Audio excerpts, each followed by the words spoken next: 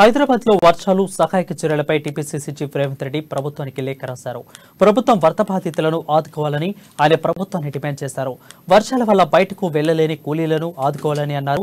భారీ వర్షాలతో నగరం విలువిల్లాడుతుందని, దెబ్బతిన్న రోడ్లను యుద్ధ ప్రాతిపదికన మరమ్మతులు చేయాలని అన్నారు. వరదల వల్ల ఇబ్బందులు లేకుండా చూడాలని పేర్కొన్నారు. అలంపూర్లో మా మిత్రుడు సంపత్ గారు సిద్ధంగా ఉంటారు, వనపర్తిలో చిన్నన్న సిద్ధంగా ఉంటాడు, కొడంగల్లో నేను సిద్ధంగా ఉంటా, మా మల్లు రవి గారు నాగర్ కర్నూలు పార్లమెంట్ ఎక్కడైనా సిద్ధంగా ఉంటారు, మా ప్రీతం తుంగతుర్తిలో కావాలన్నా సూర్యాపేట కావాలన్నా ఇట్లా మొత్తం కాంగ్రెస్ పార్టీ నాయకులు ప్రతి శాసనసభ నియోజకవర్గంలో మేము అందుబాటులో ఉంటాం. రచ్చబండ కార్యక్రమాలు తీసుకుందాము, చర్చ పెడదాం, ప్రజలను అడుగుదాం, ప్రజా తీర్పును ప్రజాక్షేత్రంలోనే అడుగుదాం. దమ్ముంటే సవాల్ను స్వీకరించి రచ్చబండ పెట్టండి, ప్రభుత్వాన్ని రద్దు చేయండి. మీరు మొగోళ్ళు అయితే ఇంకొక సవాల్ కూడా విసురుతున్నా. తెలంగాణను బంగారు తెలంగాణ చేసినాం, అన్ని చెప్పిన దానికంటే ఎక్కువ పథకాలు అమలు చేసినాం అంటారు.